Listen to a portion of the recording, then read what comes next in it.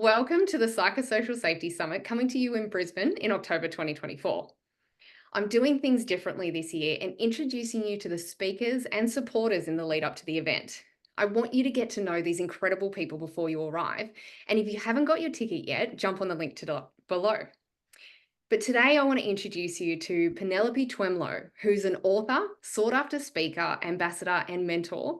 And she's also the director at Ashurst Risk Advisory and a management executive at the Royal Australian Navy. A mouthful. You've done so much, Penelope. I'm so excited that you're coming to the summit and just want to say thank you so much. My pleasure for having me. You're welcome. You're welcome. Can you share a little bit about your background and experience just for people who might not have met you before? Sure. I grew up around Australia, but I did my schooling in Brisbane. Hated the heat, but still loved Brisbane. And I remember coming towards the end of high school and thinking, what do I want to do with my life? And I didn't quite get the overall position or result from year 12 that I wanted. I vividly remember sitting at home one day and a lovely advertisement came on board or came on the TV that said, join the Navy, travel the world and get paid to do it. So straight after high school, I actually joined the Navy and I spent 10 and a half years in the Navy as a permanent service member. Shortly after that, I left the permanent service and then was retained as a reservist. But I joined a consultancy called Roland in Brisbane, and that's where I got the opportunity to really taste test things that I liked. So I could try a major project in one industry and then try a secondment in a different industry. And it very quickly helped me realize that I love anything that's high risk and anything that's operational. I am not the type of person who can sit behind a computer, tap away 9 till 5 and actually think I've accomplished something. So I'm the type of person who wants to be active and operational. Shortly thereafter, I started my own company and I started that with family. I know people say not to do it, but it worked brilliantly for me. And I was then subsequently headhunted to be a general manager for a mining organisation. From there, I was then headhunted to be a chief executive officer for a Queensland-based organisation. Whilst in that CEO role, I met some incredible women, very formidable in their own industries, and we co-founded Women in Power. And then since then, I have made my journey around a number of different consultancies, so WSP, PwC, KPMG, and lo and behold, now I'm a senior director in Ashurst Risk Advisory. You've got all of the alphabet there. Yeah, certainly do. And I think you've already covered this, but the reason you joined the Navy, is that because you didn't get the results? What would you have done if you had have got the results that you had expected? So my family are a military family. So my grandfather was military, my uncle was military, and a lot of what they had done did rub off on me. So there was a great sense of pride and honor and integrity which comes with wearing that uniform. And I thought, you know what, I really want to be part of that family.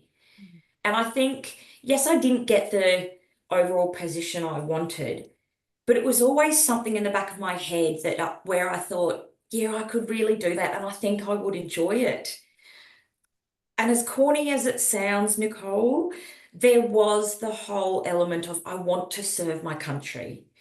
And the fact that my uniform, I get to wear the name of my country on my shoulders and I get to wear it proudly is something really special for me. But what it did give me is I was able to find my sense of purpose and I was able to define the direction of my life. And as an 18-year-old, that's very difficult for anyone to say, but the Defence Force is what gave that to me. Yeah, fantastic. And really, you have done so much. We could be on here for hours. However, you founded or you co-founded Women in Power and you're the chair as well. Can you tell us a little bit about that one? Let's dive into that one a little bit. Sure. So when I was Chief Executive Officer of Energy Skills Queensland, We were working predominantly in the mining, energy, electrotechnology, and telecommunications industries. And the work that we were doing was incredible. We were assisting a number of, I guess, sectors of people to get into future and long-term employment. But I vividly remember going to a conference one time, and it was in Japan, funnily enough, and it was a conference around electrotechnology. And I sat down and I looked around the room, and the room was full of maybe 300 people, and there was less than a handful of women in that room. And I just thought, not good enough. And I am not going to sit by and let an incredible industry like electrotechnology not have representation in it. And I found 3 other formidable, incredible women. So Trina, Tammy, and Brooke. And we all got together and said, all right, let's do something about this. So we co-founded Women in Power. And initially it was all around empowering and advancing women in the electrotechnology fields. But we very quickly realised that it wasn't just electrotechnology fields that we needed representation in, it was everywhere. And a lot of the industries that we were working in were male dominated. So we thought, all right, let's take women in power from an electrotechnology perspective to an empowering and advancement perspective. Now what we do, or the services we provide are quite multifaceted. As an example, one thing that we do is we take little electrical kits into kindergartens. We teach young kids how to wire up a circuit that will make an alarm go or a light bulb glow, things like that. We give them a little high-vis vest and a hard hat, and then we wear high-vis so that we can start normalising conversations around, well, daddy can wear that uniform, but so can mum. And then towards the end of that session, we read them a book about electrical safety, which they can then take home and teach their parents about how low power points should be or things you shouldn't do in regards to electrical safety. And that's just one service that we provide. We do keynote speaking, coaching, mentoring, everything. And we don't do it because we want something back in return. We do it because that's our way of corporate social responsibility.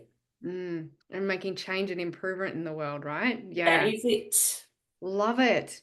And so how did you get into the health and safety field?